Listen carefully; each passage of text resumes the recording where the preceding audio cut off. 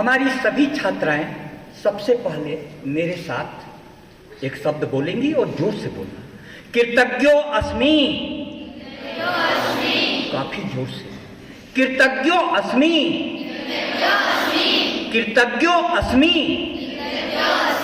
संस्कृत का हूं इसलिए संस्कृत में आभार दिया, पता चला नहीं। कृतज्ञो अस्मि का अर्थ है हमारी संस्कृति कृतज्ञता से भरी हुई संस्कृति। हर बात में कृतज्ञता, कोई भी छोटा काम करे उसके प्रति कृतज्ञ भाव से भर जाओ। इसीलिए हमने कहा कि मैं कृतज्ञ हूं, आपका कृतज्ञ होना जरूरी है।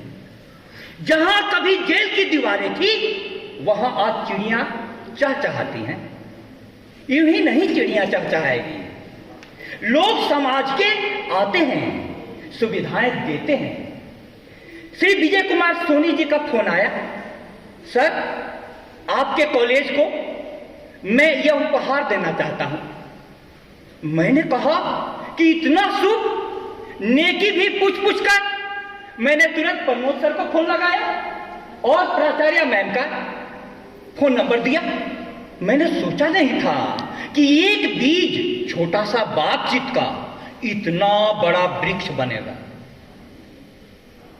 इसीलिए सबसे पहले मंच पर हालांकि विराजमान नहीं है श्री विजय कुमार सोनी जी सर के प्रति हृदय से आभार व्यक्त करता हूं। आप जोरदार तालियों से स्वागत करें। जहां कभी जेल की दीवारें थी वहां चिड़ियां चहचहाती हैं, रोज नए नए गीत गाती हैं और अपने सपनों को सजाती हैं।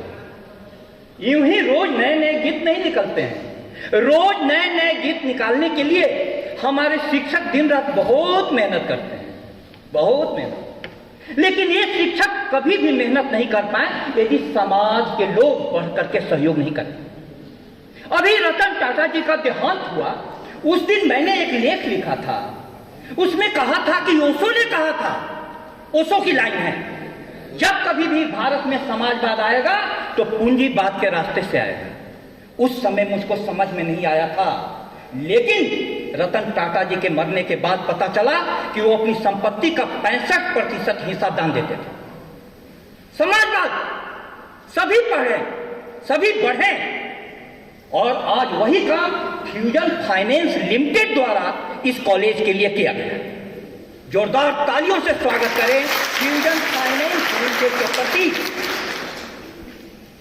क्योंकि इनको पता चल गया हमारी लड़कियां इतनी पढ़ती हैं, इतनी ज्यादा पढ़ती हैं, बिजली कम पड़ जाती है, इसीलिए उन्होंने सोलर ऊर्जा दे दिया कि तुम पढ़ो, खुद पढ़ो।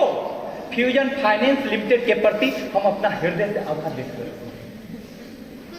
देखो आपके जनप्रतिनिधि साहब कितने चिंतित हैं। बामनिया सर ने कहा कि आप लोग तैयार करें बच्चों को कि वे बाहर जाएं और बड़े बड़े पदों को भी भरें। हम लोग तो सर पलक पावड़े बिछाकर तैयार हैं, स्वागत करते हैं। नहीं पता इन बच्चियों को क्या हुआ कि बच्चियां गेट पर बैठती हैं, गार्डन में ध्यान लगाती हैं, और हम लोग जब बुलाते हैं तो उनको लगता है कि पहले यहीं पर जेल की दीवारें थी, किनारे पर फांसी दी जाती थी। उनको लगता है कि किनारे पर क्यों बुलाया जा रहा है। आपको पढ़ने के लिए बुलाया जा रहा है, पढ़ने के लिए बुलाया जा रहा है। इसीलिए जनप्रतिनिधि साहब का विशेष रूप से स्वागत कीजिए। मैं जब इस कॉलेज का प्राचार्य था, इन्होंने कई लाख रुपए इस कॉलेज को डोनेट किए। जोरदार तालियां बजा करके। और इस समय बड़े उद्यमान, अब मनोहर खड़िया जी, समाज के बहुत सारे लोग जुटे हुए हैं। मैं इन सबके प्रति भी आभार व्यक्त करता हूं। आप देखिए, आपके इस खुशी में शरीक होने के लिए कल्याणमल सिंघाड़ा सर गोविंद गुरु कॉलेज से कितने लोग आए हुए हैं। लेकिन आप एक बात जान जाइए, समाज में, भारतीय संस्कृति में सबसे पहले व्यापारियों को श्रेष्ठी कहा जाता था, श्रेष्ठी। क्यों? क्योंकि शिक्षा और संस्कृति को फैलाने जैसे महत्वपूर्ण काम के लिए वे अपना दान देते थे। इसीलिए श्रेष्ठियों के प्रति भारत को सकारात्मक होना होगा।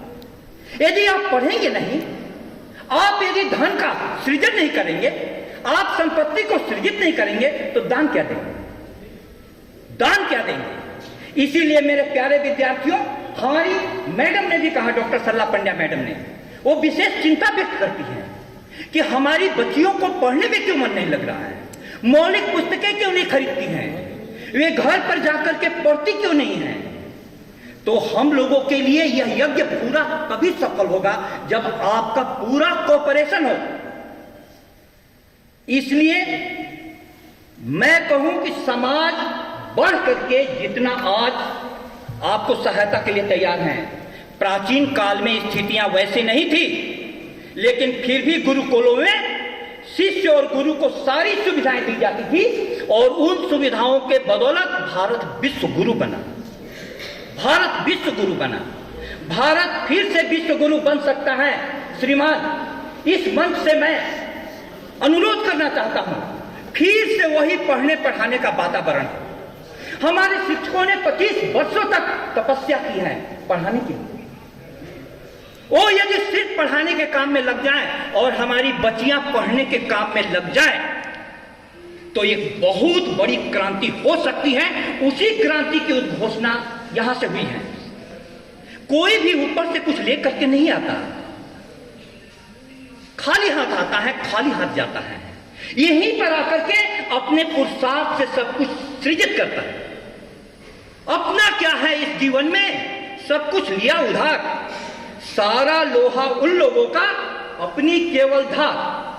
वो धार पैदा करने के लिए यह शिक्षा जगत आपको सारी सुविधाएं देगी, देने के लिए तैयार है।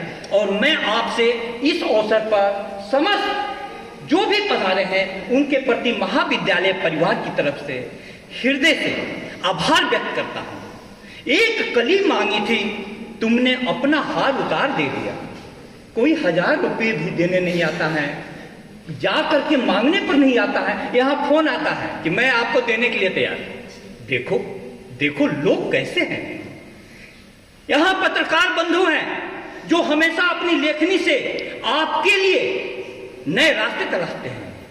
रास्ते खोजना आपकी जिम्मेवारी है। राह दिखाने वाले हैं, आप पढ़िए तो सही। लाइब्रेरी गुंजायमान तो हो, क्लास में स्तुति गान तो हो। हम लोग कहां जा रहे हैं? सर, जितनी भी सुविधाएं बढ़ी हैं, सामान जितना बढ़ा है, इंसान छोटा पड़ा है। क्यों? ये सोचने का समय है। तो एक कली मांगी थी, तुमने अपना हार उतार दे दिया। एक राग मांगा था, तुमने अपना उठा सितार दे दिया। एक रूप मांगा था, तुमने यह सारा संसार दे दिया। एक रंग मांगा था, तुमने सुरधनु का उपहार दे दिया।